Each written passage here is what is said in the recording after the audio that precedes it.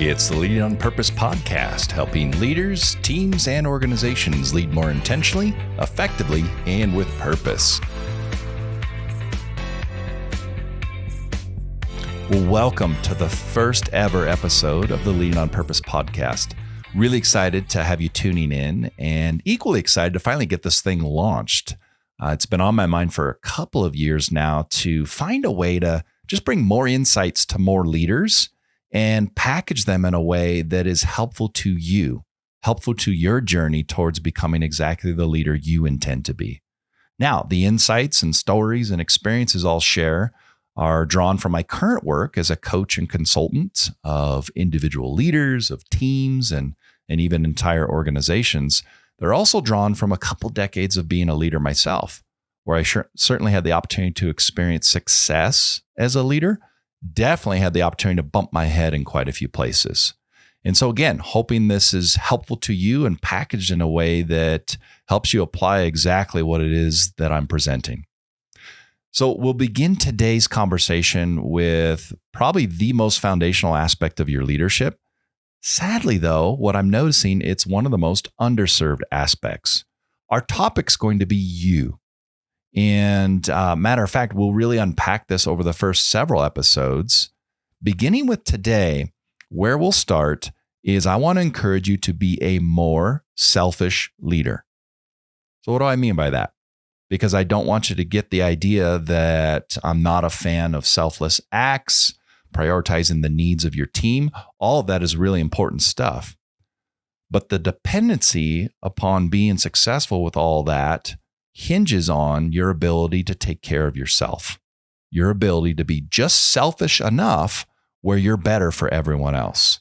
You might think of it this way. Recently, I was on an airplane flight with my family and my wife and two young kids. Now, if you've flown with young children, for one, what were you thinking? For two, you may have noticed a particular announcement that the flight attendants will make shortly before takeoff. And it's in the process of all their safety announcements. They'll make their way down the aisle. They'll lean over to any parents of small children. And what do they always say? Please put on your oxygen mask first before helping the kids. Why do they say that? The reason is actually pretty simple. You're no good to those kids if you can't breathe or if you're not alive. Same goes for our leadership. We're no good to anyone else if we're not taking great care of ourselves. So early in my leadership career, I had the opportunity to be a training manager. And so the organization I was with would actually send newly hired managers to spend anywhere between 8 to 10 weeks with me and my team. And so it was our goal to train these individuals and certainly train them the ins and outs of the business, the ins and outs of their role, the various functional aspects of the people that would be on their team. But it was also an opportunity to spend a lot of time working on their leadership. And so from the very first day, and again, I didn't make this up, this was by design, part of the onboarding experience was for us to have a conversation with these newly hired managers on day one about their bucket.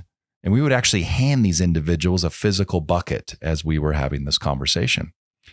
And we would tell them, your bucket is your sense of motivation, your sense of energy, your sense of commitment, engagement, morale, performance, productivity, really all the things that you can point to that you need to be at your best go inside this bucket. And your bucket may be fuller or emptier depending upon what you're facing. So it was our goal as the training team for this individual to leave them with a full bucket at the end of those 8 to 10 weeks. What we would also talk to them about is everyone else that will eventually be reporting into you once you step into your leadership role after training is going to be counting on you to fill their bucket. And so the focus has to be on, boy, I can't fill the buckets of those around me if I'm drawing on an empty bucket myself. And so there's a dependency there. Again, we're no good to anyone else's bucket if we got nothing to draw upon from our own bucket. And so just another way you might think about this opportunity for us to be a bit more selfish is to really own the level of our bucket. How full is it? So this all begins really with self-awareness for me. And in fact, when we think about leadership development, you'll see self-awareness pops up when you're working on emotional intelligence, when you're trying to identify the best way to give someone feedback. It's going to typically start with a high degree of self-awareness. In fact, there's a Harvard professor that teaches his students. He's a professor of leadership. He teaches every student in his class that good leadership starts at its very core with self-awareness. And so this is something that you'll hear me continue to talk about through future podcast episodes. Self-awareness is key. In fact, I was just reading an article in the Harvard Business Review, and it was entitled something like "How Self-Awareness Can Support a CEO's Success Better Than an MBA Can." And so as part of the article, these individuals had done some research on what are the key ingredients to success at the CEO level. They found an MBA to be less of a determining factor of success than self-awareness was. So really important piece, no matter what level you're at, is your level of self-awareness.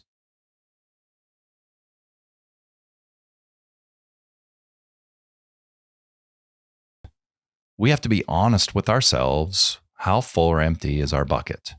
And so there's some warning signs that we can point to, some symptoms of an empty bucket, and you may be experiencing these now.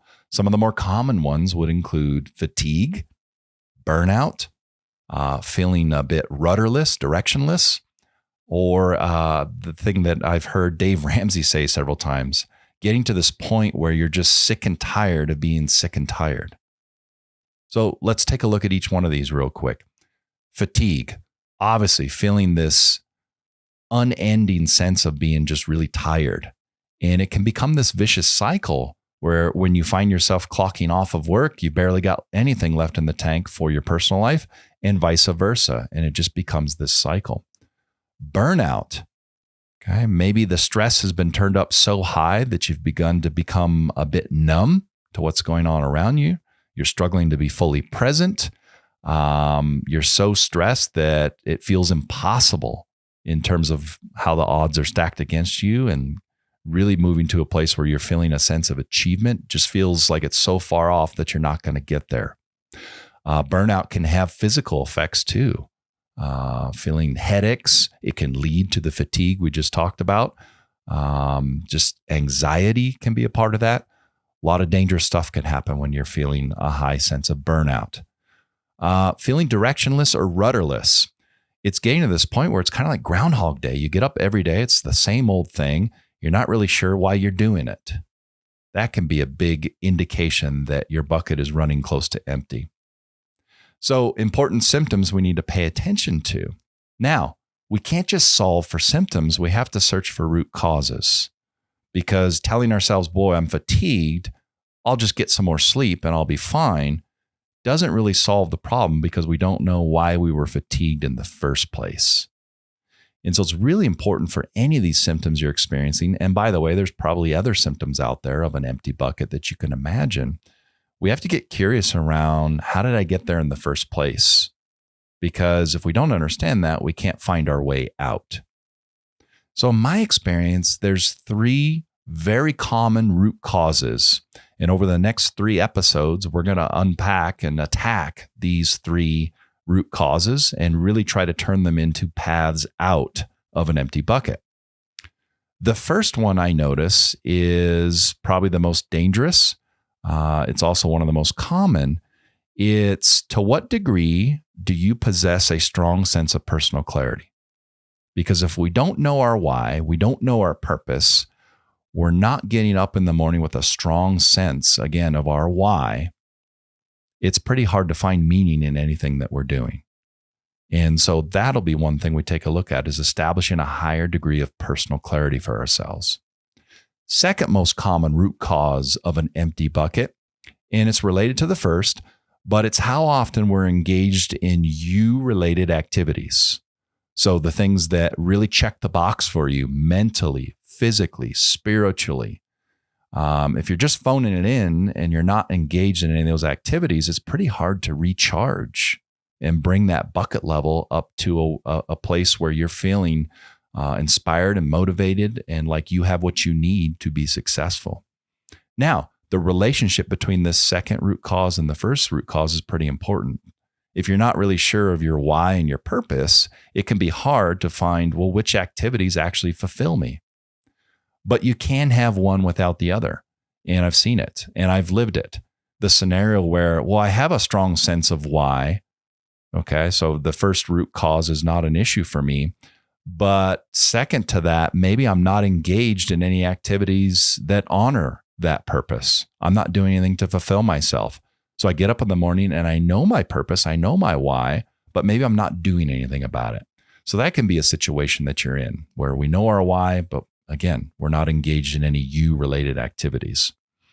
The third one, and we'll also unpack this one in a later episode, has to do with the relationship with our boss. And so going back to that analogy of the bucket and the conversations I would have as a training manager with these new leaders, there's two types of people walking around when you consider the analogy of a bucket. There's fillers and dippers. And so obviously we were challenging these individuals that your job is to be a bucket filler, not a bucket dipper, not someone that takes energy, motivation, and positivity away from people, but someone that provides that. Well, if all of that is dependent upon our own bucket, we can't be in a position where our boss is dipping from our bucket. And our boss needs to be a source of filling for our bucket. And so the relationship with our boss plays a heavy hand in how full or empty our bucket is.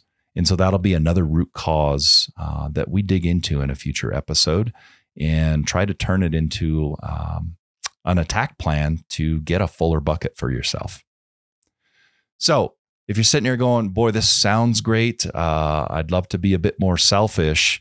One of the challenges you can run into is where you fit on your priority list. So what I'd like you to do right now is picture your priority list. Okay. Whether it's, on a pad of paper somewhere, on Outlook, wherever it is, picture what's on that priority list. Okay. The number 1 item, number 2 item, number 3 item, and so on. I want you to ask yourself, if you were to look at the top 10 items on your priority list, would you be anywhere on that list? So I don't know about you, if we believe in what we're talking about here, being a more selfish leader, that our ability to influence and lead others successfully is dependent upon how full our bucket is. We can't afford to be not on our priority list or at the bottom of it. And so it's the first thing I'm going to recommend to you is get yourself at or near the top of your priority list. Earmark some time to ensure you've got you time. And again, in future podcast episodes, we're going to talk about how to get a stronger sense of clarity and then how to identify and engage yourself in you-related activities. But this all starts with you getting yourself at the top of your own priority list. Now, that can be a challenge because, again, it can feel selfish that we would do this. And so if you're not quite sold on this, let's put the shoe on the other foot here. And I want you to imagine you're leading someone who is giving their all, giving so much, performing so selflessly that you can tell they're not taking care of themselves. They're facing burnout, they're facing fatigue. We've seen these people. And I think our impression in those situations is that someone's got to do something. This isn't going to last. And hopefully you've had the opportunity to reach out to people like that and, assist them and help them see it. Well, it's just interesting when you flip that around and you think about prioritizing yourself, that it wouldn't occur to us how important that is. Yet we see someone else exhibit these behaviors and this empty bucket syndrome. And boy, we really prioritize. They need to do something about that. Now, in all of that, what can be really interesting is if you're not sold on prioritizing yourself, you might think about the impact that you have on the people you lead. And here's what I mean by that. What behaviors are you role modeling for the people who you lead? So if their impression of what it is to be a leader in your role is that you've got to basically kill yourself, sell your soul down the river, not prioritize your own needs, That's the pace and impression you're setting of what it's like to lead within your organization. And be careful with that. I can remember a situation where, as a leader, I was putting in 75 to 80 hours. It was a turnaround situation where I had been placed in role to kind of right the ship for this particular location within the organization. And again, I was putting in all these hours. And I remember having a conversation with a handful of assistant managers who directly reported to me. And we were talking about career pathing. And it was shocking to me to learn that none of these individuals wanted to be me.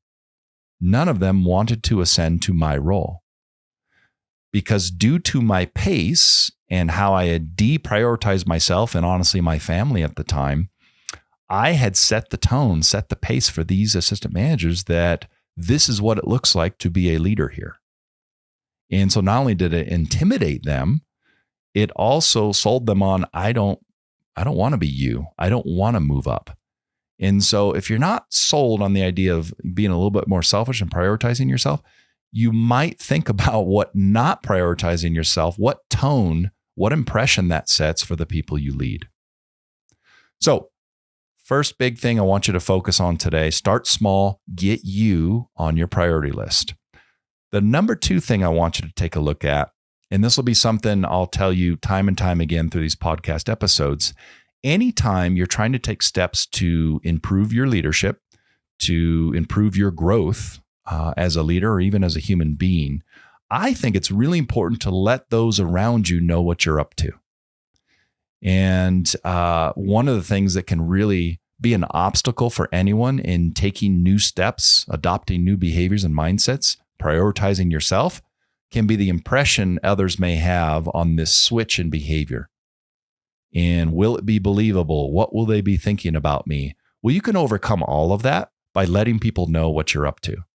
And so not only do I want you to put you on your priority list, I want you to consider who around me needs to know what I'm up to so they don't need to guess what it is I'm doing. Now, the other reason you might enroll some people around you is so that they can support you and hold you accountable. Don't go at this alone. Now, I know this is a very personal thing to begin thinking about you and being a bit more selfish, but bringing others into the fold, enrolling them in what you're up to, asking for their support and feedback is going to be critical to your success. So good luck with these first small steps towards being a more selfish leader and prioritizing you. In upcoming episodes, we're going to unpack those 3 common root causes of increasing your level of personal clarity, engaging yourself in more you-related activities, and last but certainly not least, really taking an ownership role in the relationship with your boss. So good luck with those steps. Thanks so much for tuning in, and we'll see you next time on the Leading on Purpose podcast. Take care.